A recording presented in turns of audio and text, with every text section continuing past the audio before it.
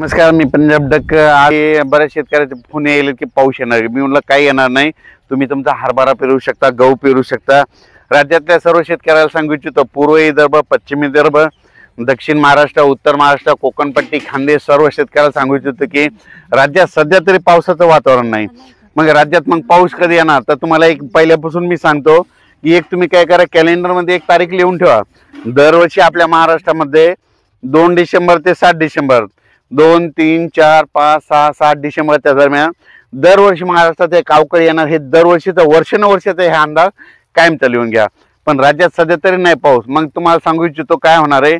एक बंगालच्या खाडीमध्ये एक चक्रीवादळ आहे, ते काय होईल 27, 28, 29ला लँडफॉल होईल. लँडफॉल म्हणजे जमिनीच्या ते समुद्राच्या बाहेर निघेल. पण ते पाऊस मग एखाद्याच आपल्या महाराष्ट्राकडे काय होईल 29, 30, 31 आणि 1-2 डिसेंबरच्या दरम्यान ते मग काय होईल, महाराष्ट्राकडे ते पाऊस थोडाफार येऊ शकतो. आपल्याकडे थंडी म्हणून असं काय एवढा काय मोठा सध्या तरी पाऊस नाही म्हणून हा अंदाज सर्व शेतकऱ्यांनी लक्षात घ्यायचा.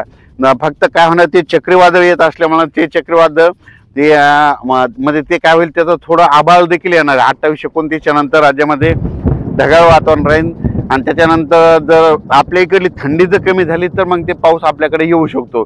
त्याचा अंदाज आपण सविस्तर देऊ. पण सध्या तरी 25 नोव्हेंबरपर्यंत कसला पाऊस नाही म्हणून हा अंदाज सर्व शेतकऱ्यांनी लक्षात घ्यायचा. बंगालच्या खाडीमध्ये एक चक्रीवादळ आहे, ते चक्रीवादळ काय होईल, तामिळनाडूकडून आंध्र प्रदेशकडून केरळ, कर्नाटक असं इथून कर्नाटकमधून अरबी समुद्राकडे जाईल.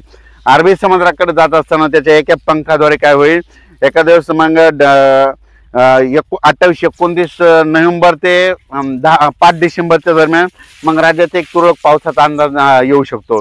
असा खूप काय मोठा नाही पडणार, पण राज्यात मग ते पण पाऊस कुठं पडू शकतो. मग ते पडला तर मग तुम्हाला सांगू इच्छितो, नांदेड जिल्हा, यवतमाळ जिल्हा, परभणी जिल्हा, हिंगोली जिल्हा, लातूर जिल्हा, सोलापूर जिल्हा, त्याच्यानंतर सांगली, सातारा, सोलापूर, कोल्हापूर, कर्नाटक, तेलंगणा, आंध्र प्रदेश त्या परिसरात होतो. पण असा सर्वदूर महाराष्ट्रामध्ये सध्या तरी आता वातावरण नाही म्हणून हा अंदाज लक्षात यायचा. राज्यातल्या सर्व शेतकऱ्याला सांगू इच्छितो, पूर्व विदर्भ, पश्चिम विदर्भ, दक्षिण महाराष्ट्र, उत्तर महाराष्ट्र, कोकणपट्टी, खानदेश सर्व शेतकऱ्याला सांगू इच्छितो की ज्यांचा हरभरा पेरायचा असेल तर ते पेरू शकता. आणि त्याच्यानंतर गहू देखील पेरू शकता. थंडीचं वातावरण आहे.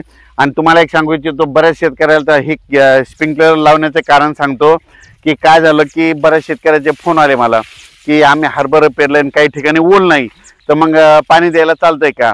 पेरल्याच्या नंतर देखील थोडं द्यायचं, म्हणजे अर्धा 1 घंटा चालवायचं. ओलीला ओल गेलं की लगेच बंद करून द्यायचं.